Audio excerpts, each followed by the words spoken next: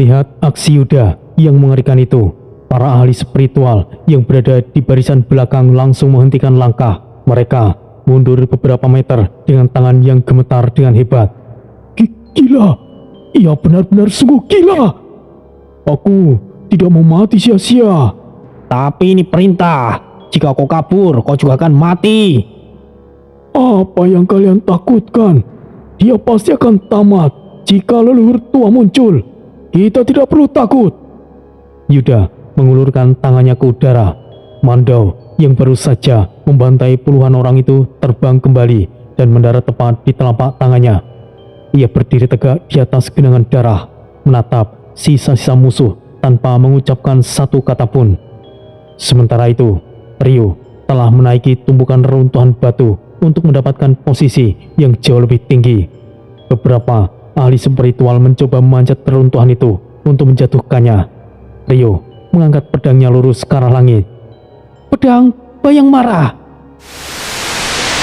Ia mengayunkan pedangnya ke arah kerumunan yang berada di bawahnya. Sebuah gelombang energi berwarna hitam pekat meluncur lurus dan membelah udara dengan suara yang mendesis. Gelombang itu menghantam barisan musuh tanpa hambatan.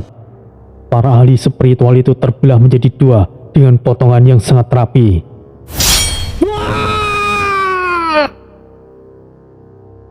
Suara teriakan kesakitan memenuhi aula benteng, menciptakan suasana yang semakin mencengkam. Di bawah, Krepa bergerak dengan posisi tubuh yang sangat rendah. Ia merayap di antara kaki para ahli spiritual dan bayangan bangunan yang tersisa. Gerakannya sangat cepat, hampir tidak bisa diikuti oleh mata manusia biasa. Maukah kalian bermain? Mari kita kupas kulit kalian. Ujung jari tangan Krepa memanjang, berubah menjadi cakar-cakar tipis yang berwarna gelap dan sangat tajam. Ia menyelinap di belakang tiga orang ahli spiritual dan menggerakkan tangannya dalam pola menyayat yang sangat cepat. Sial, sakit sekali. Tolong, jangan bunuh aku. Hanya dalam hitungan detik, kulit di punggung dan dada orang-orang itu terkelupas sepenuhnya dari daging mereka. Salah satu korban berteriak histeris hingga memegangi dagingnya yang terbuka lebar. Bunuh aku sekarang juga. Mereka terjatuh ke tanah. Mereka berguling di atas debu sambil memegangi tubuh yang kini hanya memperlihatkan otot dan tulang yang masih berdenyut. Krepa berdiri tegak di tengah-tengah jeritan itu. Ia mengangkat kepalanya sambil tersenyum lebar. Permainan belum selesai. Hujan bayang marah. Sakit, bunuh aku, kumohon. Awan hitam kecil membentuk di udara dan menjatuhkan cairan berwarna hitam pekat ke area tersebut. Cairan itu jatuh seperti hujan dan langsung bereaksi saat menyentuh luka terbuka pada tubuh para ahli spiritual. Suara teriakan itu menjadi berkali-kali lipat lebih keras. Tubuh-tubuh yang terkena cairan hitam itu mulai berasap dan melebur secara perlahan. Ryo melompat turun dari reruntuhan dan berdiri di samping Krepa. Wah, ternyata masih banyak sekali Krepa. Semakin banyak, semakin menyenangkan Ryo. Aku suka. Meskipun banyak yang sudah tewas, jumlah musuh seolah tidak berkurang. Setiap kali satu regu ahli spiritual berhasil dihabisi, regu lain yang lebih segar segera maju mengisi kekosongan tersebut. Di tengah semua kekacauan itu, naga kepala putih tetap berdiri tenang. Angin puting beliung yang kuat terus berputar di sekelilingnya. Kekuatan angin itu begitu besar hingga beberapa ahli spiritual yang mencoba mendekat terpaksa menjaga jarak agar tidak terhisap. Naga kepala putih memperhatikan Ryo dan Krepa yang mulai dikepung kembali oleh jumlah yang lebih besar. Ryo, Krepa, mundurlah sebentar. Krepa, sudah cukup. Ayo di belakang Mas Tori. Pasti ada sesuatu yang seru. Dengan satu lompatan ringan, Krepa dan Ryo bergerak mundur dan mendarat tepat di belakang posisi naga kepala putih. Melihat musuh mereka mundur, para ahli spiritual menganggap mereka sudah kehabisan tenaga. Mereka berteriak penuh semangat dan mulai berlari menyerbu lebih agresif dari sebelumnya. Kepala naga putih menarik nafas dalam-dalam. Angin yang tadinya berputar di sekelilingnya mendadak berhenti total. Suasana menjadi hening. Ia kemudian membuka mulutnya dengan suara yang lebar. Trompet naga kematian, Surakinong! Sebuah gelombang suara raksasa yang menyapu ke arah depan dengan kekuatan yang menghancurkan.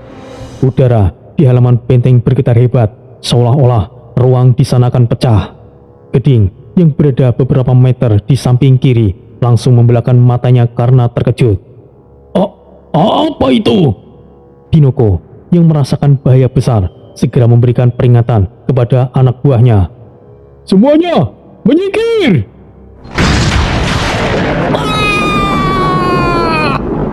Suara gelombang itu menghantam barisan depan ahli spiritual layaknya sebuah dinding raksasa yang bergerak. Puluhan ahli spiritual tersapu bersih dalam sekejap. Tubuh mereka terpental ke belakang dengan kecepatan tinggi, menabrak dinding dengan tiang-tiang bangunan yang masih berdiri hingga hancur total. Pecahan batu dan debu berterbangan ke udara, menghalangi pandangan mata untuk beberapa saat. Geding dan Pinoko berhasil melompat ke arah samping tepat sebelum gelombang itu mengenai mereka. Geding menatap naga kepala putih dengan tatapan tidak percaya. Apa-apaan itu? Apakah itu auman naga? Pinoko mencengkeram gagang palunya yang sangat kuat hingga urat-urat di tangannya menonjol keluar. Pusaka naga, aku rasa dia dari ras naga. Ini tidak main-main. Kenapa Master tidak segera kemari? Di sisi lain, pertarungan Wataru dan Tangyin telah mencapai puncaknya. Namun kondisi Wataru mulai menurun.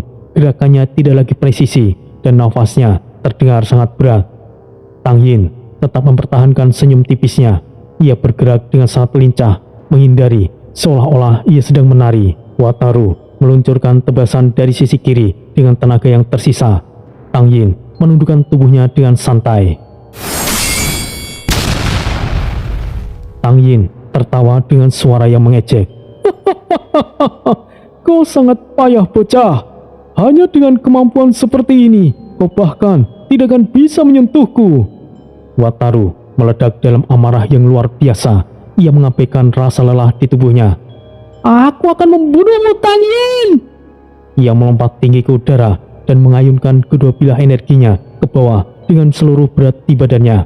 Tangyin hanya perlu menggeser posisi kakinya sedikit. Tebasan besar Wataru luput sepenuhnya dan menghantam lantai. Lantai itu hancur, namun Tangyin sama sekali tidak terluka. Ia menatap Wataru dengan tatapan yang mulai bosan. Ini sangat membosankan. Tangyin bergerak maju dengan kecepatan yang sangat tinggi. Pedangnya menghantam keras tepat di tengah salah satu bilah energi ungu milik Wataru. Retakan besar muncul pada bilah energi ungu itu. Tangyin memutar tubuhnya dan memberikan hantaman kedua yang jauh lebih kuat. Bocah, rasakan ini! Bilah energi ungu di tangan Wataru hancur berkeping-keping menjadi serpihan cahaya yang menghilang. Dampak dari ledakan itu membuat tubuh Wataru terpental jauh ke belakang. Punggung Wataru terbentung dinding benteng yang sudah sangat rapuh dan keras. Beberapa bongkahan batu di atas tembok runtuh dan menimpa tubuhnya. Yuda menoleh dengan sangat cepat ke arah sumber suara benturan itu dan berteriak dengan keras. Wataru! Wataru merosot jatuh ke tanah. Sisa energi ungu yang menyelimuti tubuhnya mulai memudar dan akhirnya menghilang sepenuhnya. Ia tergeletak diam tanpa gerakan sedikit pun. Tangyin mulai berjalan dengan langkah yang tenang dan pelan ke arah Wataru. Ia melangkah melewati tumpukan tubuh ahli spiritual yang mati dengan sikap seolah tidak terjadi apa-apa. Beberapa ahli spiritual yang masih hidup mencoba mendekati area itu, namun mereka segera mundur kembali karena merasakan aura membunuh yang sangat dingin dari tubuh Tangyin. Dan kini, Tangyin telah berdiri tepat di depan tubuh Wataru yang tidak sadarkan diri. Ia menatap wajah pemuda itu sejenak. Sangat disayangkan. Bocah ini memiliki kemampuan yang sangat mengerikan. tekniknya sudah cukup matang, tapi sayangnya ia tidak bisa kendalikan emosinya. Lebih baik aku membunuhnya. Di masa depan, bocah ini pasti akan merepotkan. Tang Yin mengangkat tangan kanannya tinggi-tinggi ke udara. Pedang panjangnya kini terangkat lurus, tepat berada di atas kepalanya. Ujung pedang itu berkilat tajam, siap untuk diayunkan ke bawah untuk mengakhiri nyawa Wataru. Angin di sekitar mereka mendadak berhenti berhembus. Semua mata yang ada di halaman benteng ini tertuju pada posisi Tang Yin dan Wataru. Sementara itu, di benteng Naga Abadi, suasana di sana masih nampak benderang di bawah naungan langit malam. Ratusan lampion kertas berwarna merah dan kuning digantung berjajar di sepanjang dinding batu yang kokoh. Musik dari tabuhan gendang dan petikan dawai masih mengalun dari halaman dalam, berbaur dengan suara tawa para tamu dan prajurit yang masih terjaga. Perayaan besar itu nampaknya belum akan berakhir dalam waktu dekat. Di dalam salah satu kamar utama yang luas, suasana terasa sangat kontras. Cahaya hanya berasal dari lampu minyak yang disetel redup. Di atas ranjang besar berbahan kayu jati, beberapa wanita terlihat tertidur dengan pulas. Tirai jendela yang terbuat dari kain sutra bergerak pelan, melambai-lambai saat angin malam masuk melalui celah kayu. Tori mendadak terbangun dari tidurnya. Ia membuka matanya perlahan, namun tatapannya langsung menajam ke arah langit-langit kamar. Nafasnya terdengar sedikit berat dan tidak beraturan. Ia kemudian bangkit dan duduk di tepi ranjang, menatap kosong ke arah dinding di depannya selama beberapa saat tanpa mengeluarkan suara. Tori memejamkan matanya kembali. Ia mencoba memfokuskan indera spiritualnya untuk merasakan getaran di kejauhan. Tori bergumam dengan suara yang sangat pelan. Ada apa ini? Kenapa perasaanku sangat tidak enak? Suasana kamar tetap hening bagi telinga manusia. Namun di dalam kesadaran spiritual Tori, sebuah suara yang sangat dikenal menyaut dengan nada meremehkan. Tidak enak bagaimana bocah? Bagaimana jika kau angetin dulu apem-apemnya bocah, biar legit begitu. Bukan waktunya untuk bercanda, Troy. Aku sungguh merasakan firasat yang buruk akan segera terjadi. Keluarlah bocah. Kemudian Tori berdiri dari ranjang dengan gerakan yang sangat hati-hati. Ia tidak ingin derit lantai atau gerakan kain membangunkan para istrinya yang sedang beristirahat. Ia melangkah pelan menuju pintu kamar yang berat, lalu membukanya dengan gerakan halus tanpa menimbulkan suara sedikit pun. Di luar kamar, lorong benteng masih diterangi oleh lampu-lampu dinding yang menyala stabil. Dari ujung lorong yang jauh, sayup-sayup masih terdengar suara musik dan sorak-sorai orang-orang yang merayakan pesta. Tori berjalan menelusuri lorong tersebut menuju sebuah pintu besar yang terhubung ke balkon luar. Pintu balkon terbuka, hembusan angin malam yang dingin langsung menerpa wajah dan pakaiannya. Tori melangkah keluar, mencengkeram pagar balkon yang dingin dan mengarahkan pandangannya ke arah langit lepas. Langit yang sebelumnya bersih tanpa awan kini mulai berubah di satu sisi cakrawala. Di kejauhan nampak sebuah pusaran awan gelap yang berputar dengan sangat cepat. Dari pusat pusaran itu muncul kilatan cahaya berwarna emas yang menyilaukan. Petir menyambar dari langit menuju daratan. Kilatan emas raksasa itu menghujam ke bawah menuju satu titik yang lokasinya berada sangat jauh dari benteng Naga Abadi. Tori menyipitkan matanya, berusaha menembus kegelapan malam. Ada apa ini? Petir itu tidak mungkin. Suara di kepalanya kembali terdengar, dan kali ini tanpa ada nada bercanda sedikit pun. Sepertinya yang aku khawatirkan sudah mulai terjadi. Apa maksudmu, Troy? Gerbang dimensi sudah mulai terbuka. Belahan dunia lain akan mulai terguncang. Aku yakin dengan yang aku katakan bocah. Tapi sepertinya akan ada kejadian yang mengerikan, sekedar perang di medan perang iblis. Tori mencengkeram pagar balkon hingga urat-urat di tangannya menonjol keluar. Pagar kayu itu sedikit berderit karena tekanan tangannya. Di kejauhan yang sangat jauh, petir emas kedua kembali menyambar dengan kekuatan yang jauh lebih besar. Angin malam mendadak bertiup kencang dan perubahan arah dalam sekejap membuat jubah yang dikenakan Tori berkibar dengan keras. Tori mengambil keputusan cepat. Ia melompat dari balkon lantai atas tanpa ragu sedikit pun. Ia mendarat dengan posisi jongkok yang ringan di tengah halaman dalam yang masih ramai oleh para tamu. Beberapa orang yang sedang minum menoleh dengan bingung. Namun, sosok Tori sudah melesat pergi sebelum ada yang sempat mengeluarkan suara untuk bertanya.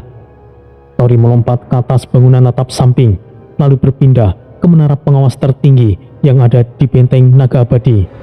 Sesampainya di puncak menara, Tori melihat dua sosok pria sudah berdiri di sana. Mereka berdua berdiri mematung sambil menatap lurus ke arah pusaran petir emas di cakrawala. Tori mendarat dengan suara injakan kaki yang mantap di belakang mereka. Tori menatap punggung kedua orang itu. "Jaka, Pak Bon, apa yang kalian lakukan di sini?" Jaka memutar tubuhnya perlahan, ekspresinya datar, namun matanya menunjukkan kewaspadaan yang tinggi.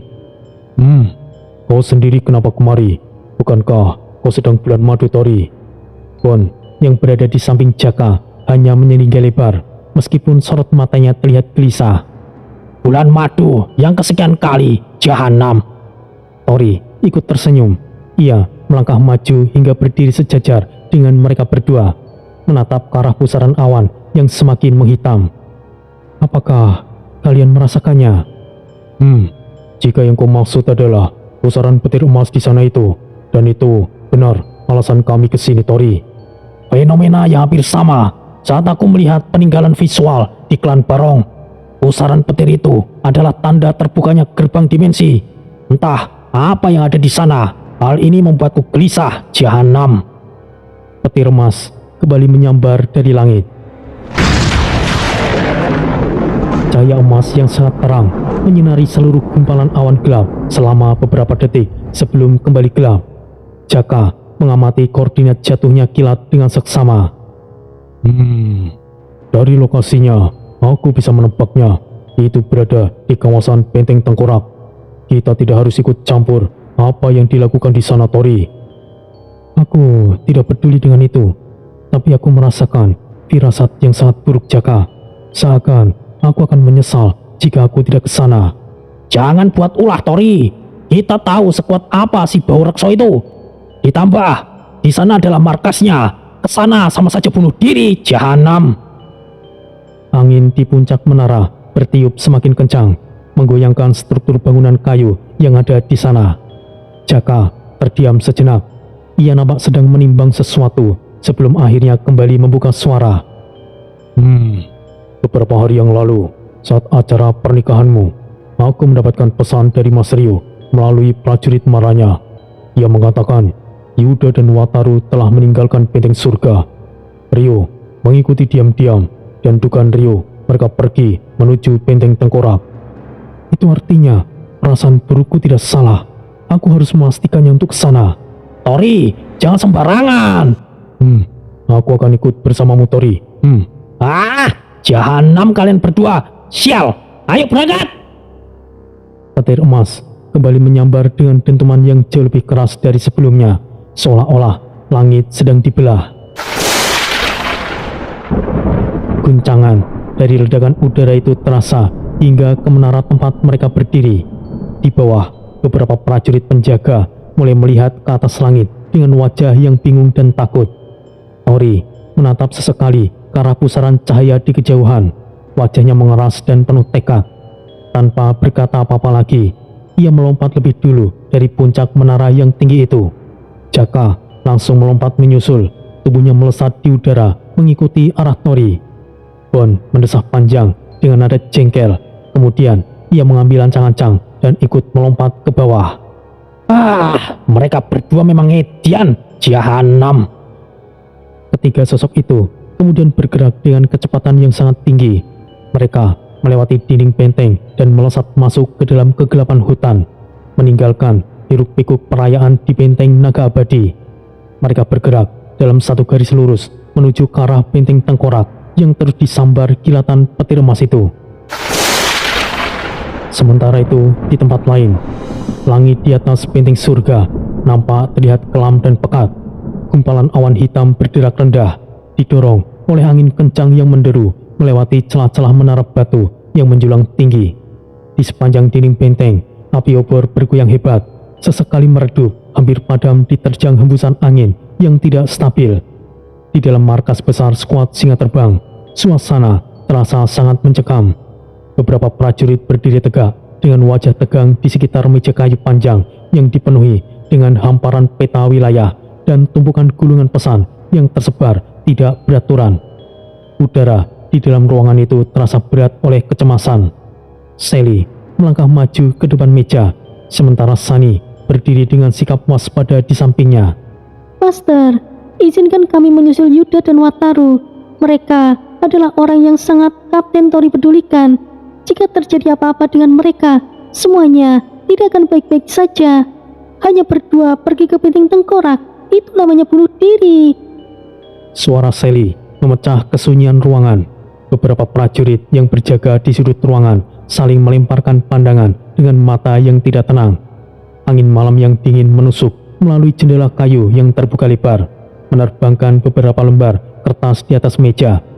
Ki Ageng Segoro berdiri membelakangi mereka, menatap lurus ke arah kegelapan di luar. Apa kau pikir hanya dengan menambah dirimu dan beberapa skuad akan mengubah segalanya? Dan dari mana kau tahu Yuda dan Wataru pergi ke sana? Sunny segera mengambil inisiatif untuk melangkah maju setengah langkah. Rio telah memberitahu kami. Terlebih, Wataru sebenarnya adalah anak senior Tori. Aku rasa jika terjadi sesuatu dengan Wataru, senior Tori akan benar-benar menganggap Benteng Tengkorak sebagai musuh. Dan kita tahu siapa musuh kita yang sebenarnya. Sally menimpali dengan suara yang lebih dalam dan tegas. Master, kami tidak ingin terlambat. Jika mereka sudah masuk ke wilayah Benteng Tengkorak, setiap detiknya akan sangat berbahaya. Ki Ageng Segoro mengalihkan pandangannya pada awan gelap yang bergerak semakin cepat di luar sana. Ia membuang nafas perlahan. Kenapa menjadi merepotkan seperti ini? Aku tidak bisa mengambil keputusan gegabah. Hal ini harus diketahui oleh leluhur tua. Sally mengepalkan tangannya kuat-kuat. Jika leluhur tua tahu, mereka tidak akan mengizinkan kita, Master. Apa kau ingin membuat gurumu ini mendapatkan masalah yang besar? Kita akan minta izin leluhur tua. Apapun keputusannya, kita harus menerimanya. Sally segera menundukkan kepalanya dan menyadari otoritas itu. Lalu, tanpa membuang waktu lagi, Ki Ageng Segoro berjalan menuju pintu markas besar. Pintu kayu itu dihentakkan hingga terbuka lebar. Angin kencang langsung menerjang masuk ke dalam ruangan dan membawa debu kering yang berterbangan di lantai. Ki Ageng Segoro melangkah keluar dengan langkah yang mantap. Sally dan Sunny mengikuti tepat di belakangnya dengan langkah kaki yang terburu-buru. Para prajurit yang berjaga di luar segera mundur dan memberikan jalan bagi mereka. Mereka menelusuri lorong yang panjang dan dingin menuju balerung utama benteng. Cahaya dari obor yang terpasang di dinding memantul pada lantai batu yang bersih, menciptakan bayang-bayang panjang yang bergerak mengikuti langkah mereka. Suara hentakan alas kaki mereka bergema keras di lorong yang sunyi. Di ujung lorong, pintu balerung besar yang terbuat dari kayu hitam berdiri kokoh. Dua orang penjaga berpakaian zirah lengkap segera memegang tuas pintu untuk menariknya perlahan. Pintu terbuka lebar, memperlihatkan balerung yang sangat luas dan sunyi. Di ujung ruangan, 3 orang leluhur tua duduk dengan tenang di atas kursi tinggi mereka.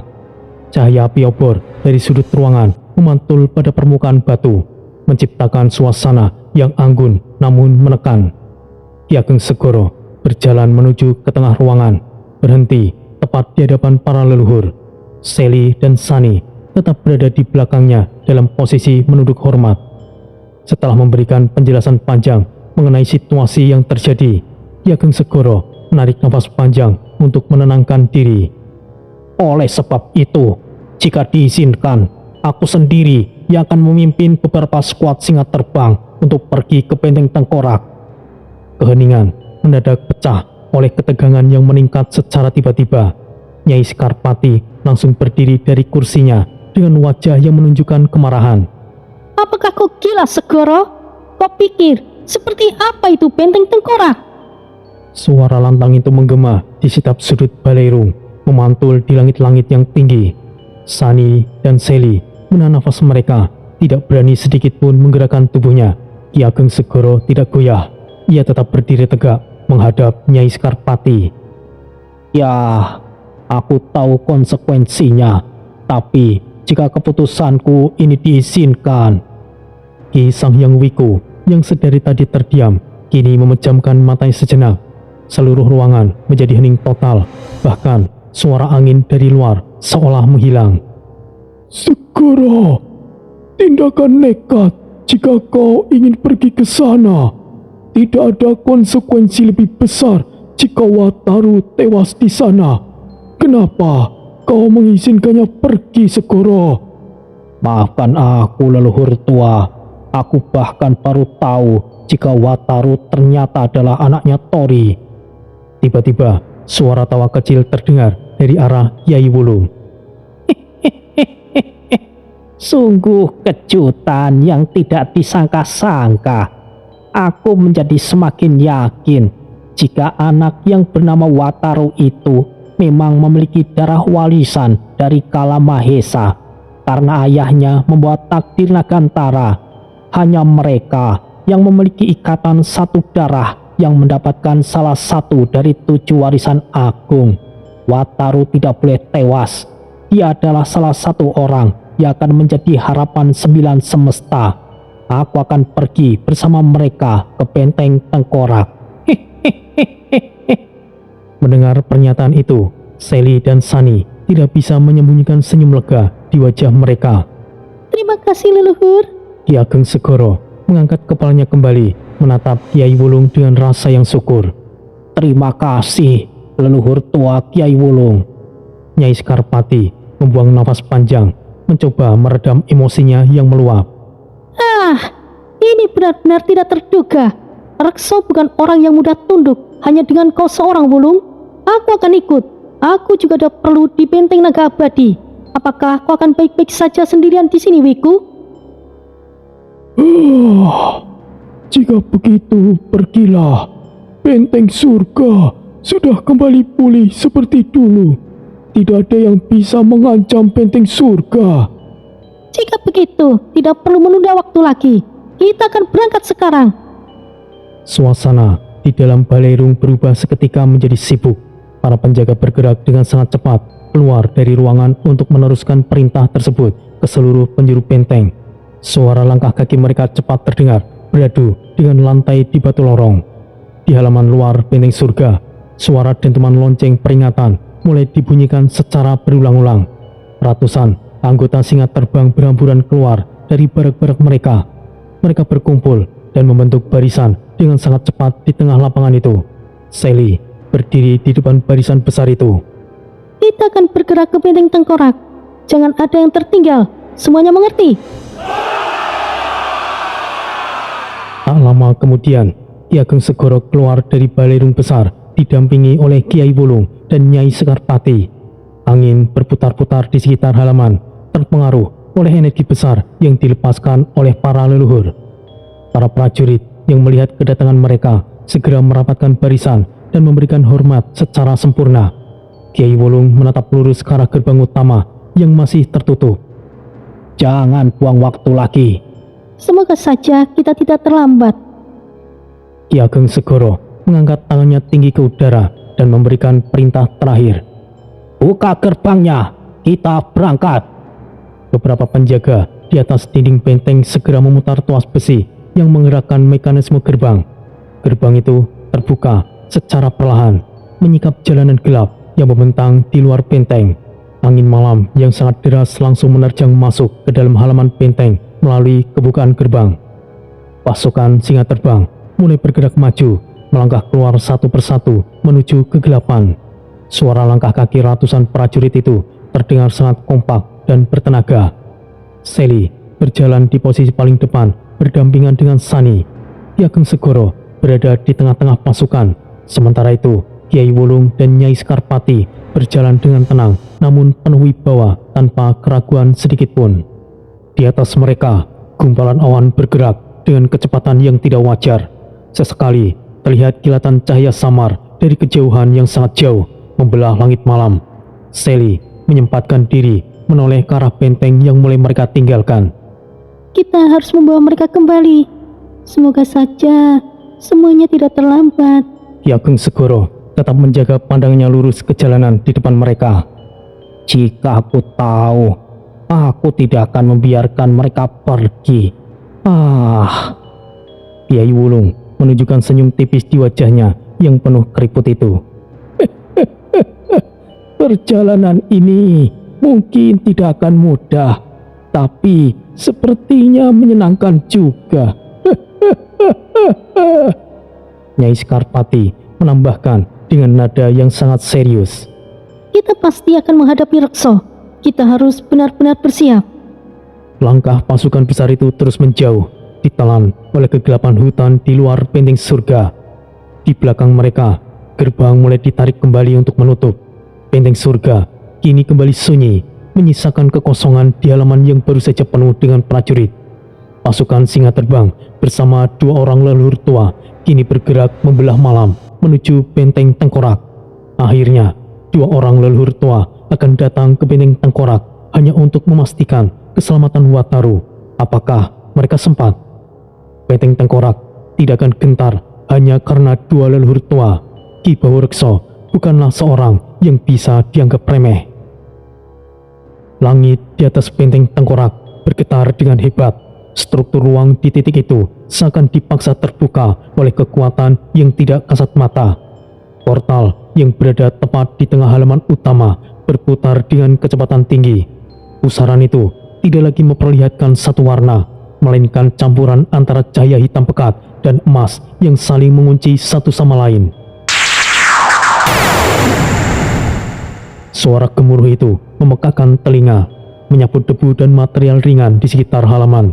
Angin kencang tercipta dari pusat rotasi portal, menghantam pilar-pilar batu yang sudah retak. Naga kepala putih masih ada di sana, matanya menatap tajam ke arah portal yang tidak stabil. Di sisi barat benteng, situasi tidak kalah kacau. Rentetan ledakan terjadi secara beruntun, menghancurkan apa saja yang terjadi dari struktur pertahanan luar. Dinding batu yang tebal hancur berkeping-keping, serpihan tajam melesat ke segala arah. Di tengah kekacauan itu, 2 sosok terlempar dengan keras. Rio dan Krepa tidak mampu menahan gelombang kejut yang menghantam mereka. Tubuh mereka menghantam reruntuhan dinding dengan suara dentuman. Debu tebal langsung mengepul, menyembunyikan kondisi mereka dari pandangan. Beralih ke sisi timur halaman, tanah mengalami deformasi yang sangat parah. Retakan panjang menganga membelah ubin batu benteng yang kokoh. Wataru tergeletak di sana, tubuhnya diam, tidak menunjukkan tanda-tanda kesadaran. Beberapa meter dari tangannya terbuka lebar. Pedangnya tergeletak di atas tanah yang dingin, tidak lagi memancarkan energi. Tang Yin berdiri tegak tidak jauh dari posisi Wataru. Ia menunduk, menatap lawannya yang sudah tidak berdaya dengan tatapan yang dingin. Ia perlahan mengangkat pedangnya, membiarkan ujung senjatanya berkilat tertimpa cahaya. Di bagian lain halaman yang luas, Yuda berada dalam posisi yang terjepit. Puluhan ahli spiritual telah mengepungnya dari segala penjuru. Mereka bergerak dengan koordinasi yang rapi, membentuk lingkaran rapat yang mengunci ruang gerak Yuda. Ujung-ujung senjata, mulai dari pedang hingga tombak, semuanya terarah tepat ke arah satu titik di tengah. Yuda masih berdiri di sana. Jari-jarinya mencengkeram ganggang mandau dengan sangat erat hingga jarinya memutih. Keringat mengalir di pelipisnya, tapi matanya tetap fokus pada setiap pergerakan di sekelilingnya. Yuda membuka suara dengan nada rendah namun penuh penekanan. "Menyingkirlah, jangan memaksaku untuk membunuh kalian semuanya." Kata-kata itu membuat suasana sempat hening sejenak. Para ahli spiritual saling pandang. Ada keraguan di mata beberapa orang, namun jumlah mereka yang banyak memberikan rasa percaya diri. Salah satu dari mereka, seorang pria dengan bekas luka di pipi, melangkah maju 1 langkah. Ia mengangkat senjatanya tinggi-tinggi untuk memprovokasi rekan-rekannya. "Semuanya, jangan takut. Dia hanya sendirian. Dia pasti memiliki batas." "Ya, Itu benar juga. Dia sudah bertarung cukup lama. Ayo bunuh dia! Tanpa komando lebih lanjut, massa itu bergerak maju secara serentak. Mereka tidak lagi memperdulikan peringatan Yuda. Puluhan senjata berkilat di bawah langit yang kacau. Mereka melompat dan berlari, memperpendek jarak dengan cepat. Yuda menggeram, giginya mengkatup dengan sangat rapat melihat gelombang serangan itu datang. Baiklah, aku tidak punya pilihan lain. Ora! Udara di belakang punggung Yuda tiba-tiba bergetar dan memadat. Cahaya berpendar muncul sesaat sebelum sosok manusia burung termanifestasi penuhnya. Ora muncul dengan sayap yang terbentang lebar, menciptakan tameng visual di belakang Yuda. Melihat kerumunan makhluk itu, beberapa ahli spiritual di barisan depan terkejut. Mereka secara insting menarik langkah mundur 2 langkah. Namun, rekan di belakang mereka terus mendesak maju. Ora menolehkan kepalanya ke kiri dan ke kanan, memantau kepadatan musuh yang mengepung mereka. Sayapnya mengepak pelan, menciptakan hembusan angin yang kecil. Situasinya sangat sulit. Kita benar-benar terkepung. Apa yang akan kau lakukan? Yuda tidak langsung menjawab. Ia melirik sekilas ke arah timur halaman. Matanya menangkap sosok Wataru yang masih tergeletak di kejauhan. Dengan Tang Yin yang bersiap untuk menghabisinya. Waktu mereka hampir habis. Korra, sepertinya tidak ada pilihan lain. Aku harus ke tempat Wataru secepatnya. Korra terdiam sejenak. Ia merasakan tekad dalam suara Yuda. Sayapnya kembali mengepak, kali ini dengan irama yang stabil dan kuat. Jika itu pilihanmu, maka mari kita lakukan. Melihat Yuda yang seolah berbicara sendiri, lingkaran ahli spiritual itu kembali merapat. Mereka menganggap kehadiran Korra tidak akan mengubah hasil akhir karena mereka menang jumlah. Salah satu dari mereka tertawa dengan sinis. Dia hanyalah pendamping lemah. Jangan takut semuanya. Ya, bunuh dia! Mereka melompat maju lagi dengan kecepatan penuh. Senjata-senjata mereka hanya berjarak beberapa meter dari tubuh Yuda. Yuda langsung bergerak cepat. Ia menancapkan mando miliknya dalam-dalam ke tanah benteng yang keras. Bunyi hantaman senjata itu ke tanah memicu getaran kecil. Yuda kemudian mengatupkan kedua tangannya di depan dada dengan posisi tegak lurus. Tanah di bawah kakinya bergetar ringan. Kemudian getaran itu menjalar ke seluruh area kepungan. Tinggang menurun. Panglima burung! Seketika, angin berputar dengan kecepatan luar biasa di sekeliling Yuda. Debu, pasir, dan pecahan batu kecil terangkat di permukaan tanah, berputar mengikuti arus udara yang liar. Putaran angin itu membesar dalam hitungan detik, menciptakan pusaran yang vertikal. Energi yang dilepaskan dari pusaran itu menghantam para ahli spiritual yang berada di radius terdekat. Mereka tidak sempat bertahan. Tubuh-tubuh mereka terlempar ke belakang, seolah dihantam oleh benda tumpul yang sangat keras. Sial! Hati-hati semuanya! Suara robekan terdengar dari dalam pusaran angin. Udara yang berputar itu ternyata membawa partikel tajam yang sangat menyayat kulit. Teriakan kesakitan mulai pecah di tengah gemuruh angin. Beberapa dari mereka terjatuh dengan luka goresan yang dalam di lengan ataupun wajah. Darah segar menyembur ke tanah, kontras dengan warna debu yang abu-abu. Angin terus berputar semakin kencang. Suasana menderu seperti ribuan pedang yang diayunkan bersamaan. Batu-batu kecil yang terjebak di dalamnya terpotong menjadi butiran halus. Salah satu ahli spiritual yang masih berdiri mencoba melindungi wajahnya. Sial, apa yang dilakukan manusia itu? Entahlah, angin ini sangat berbahaya. Jangan gegabah. Pusaran angin mencapai puncaknya, meninggi hingga beberapa meter, lalu tiba-tiba berhenti secara mendadak. Sisa tekanan udara menyebar ke samping, menjatuhkan debu yang melayang secara perlahan ke permukaan tanah. Yuda Mantikei berdiri tegak di tengah lingkaran yang kini berantakan. Penampilannya telah berubah total. Di punggungnya muncul sepasang sayap tajam yang permukaannya berkilau menyerupai bilah pedang. Tubuhnya tidak lagi hanya berbalut pakaian biasa. Sebuah baju perang yang terbentuk dari manifestasi cahaya keras menyelimuti tubuhnya, memberikan kesan kokoh dan tidak tertembus. Para ahli spiritual yang masih bisa berdiri tertegun. Mereka menatap perubahan itu dengan rasa tidak percaya. Suasana menjadi hening seketika. Salah satu dari mereka berbisik kepada rekannya. Manusia itu berubah. Apa yang akan kita lakukan? Sepertinya dia sangat berbahaya. Ah, kenapa kau takut? Hanya dengan penampilannya, dia hanya menggertak. Ya, itu benar. Anginnya sudah hilang. Inilah saatnya kita menyerang lagi. Serbu!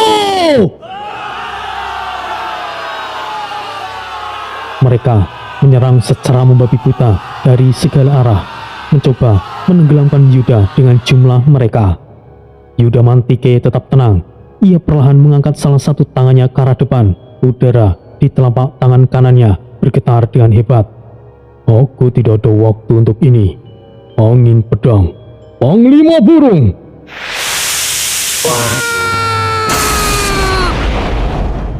Garis-garis angin yang sangat tajam dan tipis melesat lurus dari arah Yuda. Angin itu bergerak lebih cepat dari penglihatan manusia biasa. Garis-garis tersebut menembus pertahanan para ahli spiritual tanpa hambatan. Suara tebasan yang bersih terdengar beruntun. Satu persatu dari mereka jatuh. Beberapa jatuh tanpa sempat mengeluarkan suara, sementara yang lain menjerit pendek sebelum akhirnya tumbang. Darah berceceran di permukaan ubin. Senjata-senjata mereka yang terpegang terlepas dan jatuh berdentang di atas batu. Hanya tersisa sedikit dari mereka yang masih bisa bertahan. Itu pun dalam kondisi terluka parah. Salah satu dari mereka berlutut, menahan luka robek di perutnya dengan tangan yang gemetar. Sial, bocah manusia yang sangat berbahaya. Yuda sama sekali tidak memberikan jawaban atau menoleh. Fokusnya hanya pada satu tujuan. Ia mencabut Mando yang tadi tertancap di tanah dengan satu gerakan cepat. Dengan kekuatan barunya, ia melompat tinggi ke udara. Kekuatan lompatannya menciptakan dentuman saat kakinya meninggalkan permukaan tanah. Yuda mendarat keras beberapa puluh meter di depan, melewati kerumunan musuh yang sudah mulai lumpuh. Tanah di bawah pijakannya retak saat ia mendarat. Tanpa membuang waktu satu detik pun, ia segera berlari dengan kecepatan tinggi menuju ke arah timur. Di sisi timur halaman, Tang Yin sudah berdiri tepat di atas tubuh Wataru yang sudah tidak lagi bergerak. Ia memegang pedang besarnya dengan kedua tangan, mengangkatnya tinggi-tinggi ke atas kepala. Tang Yin menatap Wataru yang pucat dengan senyuman meremehkan. Aku akan mengirimu untuk menemui ibumu, bocah. Selamat tinggal. Tang Yin mengayunkan pedang besarnya lurus ke bawah dengan kekuatan penuh dan langsung mengincar leher Wataru. Tepat sebelum bilah pedang itu menyentuh kulit Wataru, sebuah hantaman keras menghentikan gerakannya. Mando milik Yuda datang tepat waktu, menahan tebasan pedang besar itu di udara. Benturan kedua senjata logam itu sangat keras hingga menciptakan gelombang energi yang menyebar secara radial ke segala arah. Tekanan udara yang dihasilkan menghancurkan sisa-sisa reruntuhan di sekitar mereka. Tang Yin tidak menyangka akan mendapatkan perlawanan sebesar itu. Ia terdorong mundur dengan paksa. Kakinya harus menekan kuat ke tanah agar tidak terjatuh, menciptakan garis seretan yang dalam di permukaan halaman. Tang Yin kemudian menyeimbangkan posisinya. Ia mengangkat wajahnya, menatap tajam ke arah sosok yang baru saja menginterupsinya.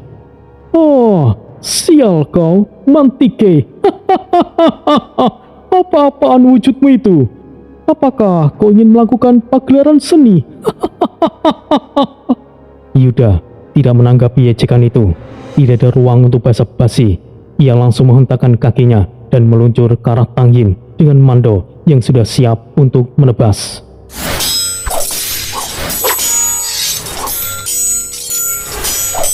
Mando dan pedang besar Tang Yin beradu berkali-kali dalam tempo yang sangat cepat.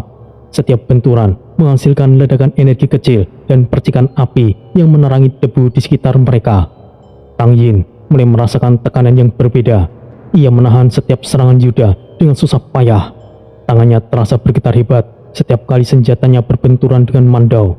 Ia kembali terpental mundur beberapa meter karena tidak kuat menahan dorongan kekuatan Yuda. Tang Yin terengah sedikit. Ia mengusap sudut bibirnya sambil menatap Yuda dengan pandangan yang serius dari sebelumnya. Sialan, seranganmu sangat meningkat tajam. Jadi, inilah wujudmu saat serius, Mantike? Tidak usah banyak omong, Tang Yin. Keluarkan seluruh kemampuanmu, atau kau akan mati. Oh, aku sungguh terkejut. Kau telah mencapai level ini, Mantike. Baiklah, kali ini aku tidak akan melunak lagi. 7 Kaisar Roh, berikan aku kekuatanmu.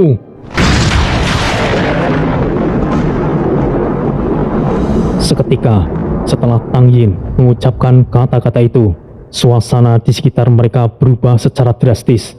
Langit yang tadinya hanya kacau karena portal, kini benar-benar menghitam pekat di atas posisi mereka berdiri. Awan hitam menggulung dengan sangat cepat. Petir mulai menyambar di dalam awan tersebut sebelum akhirnya menghantam bumi. Sambaran petir itu menghantam area di sekitaran Tang Yin, membuat tanah retak yang panjang dan hancur berantakan. Tang Yin mendongak ke arah langit dan berteriak dengan suara yang menggelegar, melepaskan seluruh energi yang ia simpan. Iya!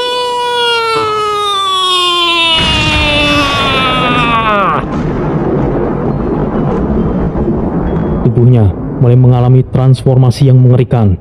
Seluruh badannya bergetar hebat. Kulit luarnya nampak terkelupas, digantikan oleh lapisan baru yang berwarna merah mengkilap seperti logam yang dipanaskan. Otot-otot di lengan dan kakinya membesar dengan cepat, merobek sisa-sisa pakaian yang ia kenakan. Pedang besar di tangannya ikut bereaksi, memanjang dan bertambah berat, memancarkan aura merah yang sangat pekat. Gelombang energi raksasa meledak dari titik Tang Yin berdiri. Tekanan energinya begitu kuat hingga batu besar di halaman itu terangkat ke udara sebelum akhirnya hancur menjadi debu karena tidak kuat menahan beban tekanan.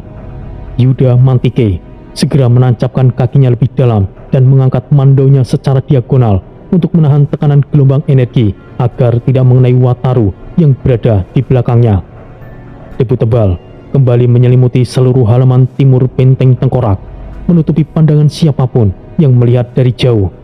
Beberapa saat kemudian, debu mulai turun. Di sana, sebuah sosok baru telah berdiri tegak. Tubuhnya kini jauh lebih besar dari manusia biasa, warna merah gelap dengan guratan otot yang menonjol. Wajahnya terlihat sangat keras dengan mata yang memancarkan cahaya tajam tanpa emosi. Pedang raksasanya kini tergenggam kuat dengan satu tangan. Langkah berat mulai terdengar menghantam tanah. Setiap langkah Tang Yin dalam wujud barunya membuat tanah bergetar. Ia menatap Yuda Mantike dengan pandangan predator yang telah menemukan mangsanya. Tidak ada lagi tawa ataupun ejekan. Yang tersisa hanyalah niat membunuh yang murni. Yuda tetap tidak bergeming. Ia berdiri tegak menjadi pagar terakhir bagi Wataru. Mando di tangannya bersinar redup, siap untuk benturan berikutnya. Angin mulai berputar pelan di antara mereka berdua, membawa sisa debu yang melayang. Udara terasa sangat panas dan sesak. Di kejauhan, portal masih terus bergetar dengan hebat. Namun, di tempat tersebut, perhatian kedua sosok itu hanya tertuju satu sama lain. Mereka tidak lagi memperdulikan apa yang terjadi di langit atau bagian lain dari benteng. Tanah di sekitar kaki mereka mulai retak lebih dalam karena tekanan aura yang saling beradu. Hening, tidak ada yang bergerak selama beberapa detik. Dunia seolah terhenti sejenak untuk menyaksikan apa yang akan terjadi selanjutnya. Pertarungan antara dua kekuatan besar itu akan segera pecah.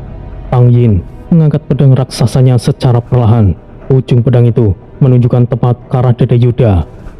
Jadi, kau sudah siap untuk mati, Mantike? Yuda hanya membalas dengan tatapan tajam. Ia tidak perlu menjawab kata-kata itu. Ia hanya perlu memastikan bahwa Tang Yin tidak akan pernah melewati posisinya berdiri. Angin tiba-tiba berhenti bertiup. Keheningan itu adalah tanda bahwa detik berikutnya kehancuran akan segera dimulai. Pertarungan dua orang terkuat akan menentukan hasil akhir di benteng tengkorak.